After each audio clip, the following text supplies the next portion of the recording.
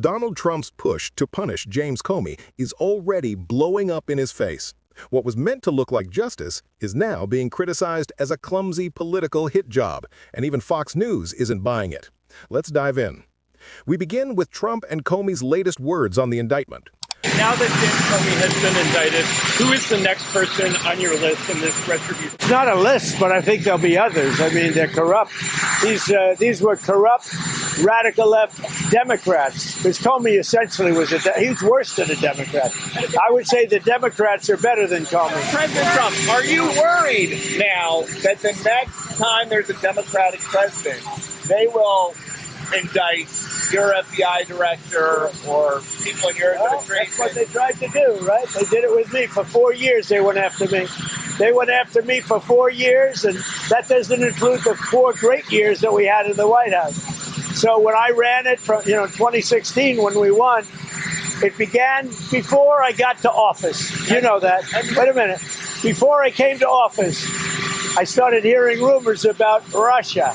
I said, what the hell do I have to do with Russia? Nothing. And then it got worse and worse. And some of the fakers, not you, but some of the fake news picked it up and they loved it.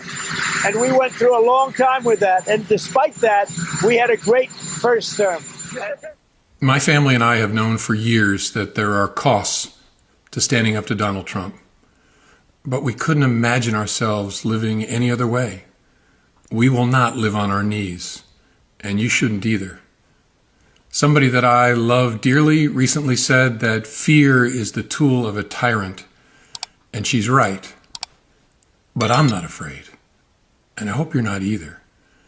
I hope instead you are engaged, you are paying attention, and you will vote like your beloved country depends upon it, which it does.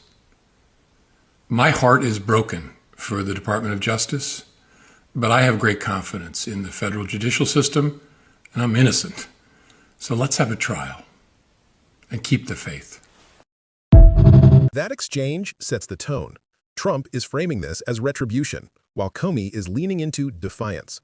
But the real twist comes from Fox News.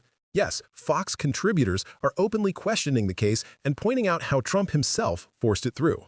Let's not mince words here. I say this as a former Justice Department reporter. This was completely and totally orchestrated by President Trump. He says he's leaving it to justice, but he very much out in the open. Remember, he fired his own appointee as U.S. attorney in that part of Virginia because he didn't think there was enough evidence to bring this case. Brought in White House aide, his former defense lawyer, whose job was to get this done, and apparently that has worked. I think we've become inured to this, but in previous administrations, any hint of contact within a criminal case would be a scandal on its own. And so President Trump, by the way he pulled the strings, has gotten his way with this initial indictment. I think a lot of Americans would love to see some sort of accountability for James Comey for many, many reasons, for many, many sins.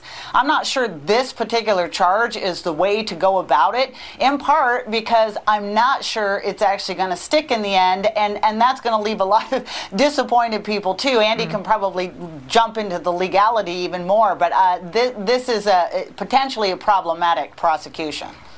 Well, I don't think there's a case. The things that Kash Patel that you just played, that he was talking about, that you and I have spoken about for years, Maria, the Russiagate stuff, I'm as big a critic of that probably as there is. I wrote a book about it.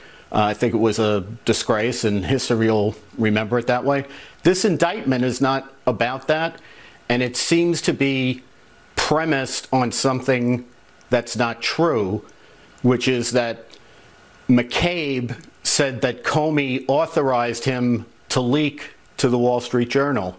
If you look closely at what McCabe said was that he directed a leak to the Wall Street Journal and told Comey about it after the fact. So it's true that Comey never authorized it in the sense of okaying it before it happened.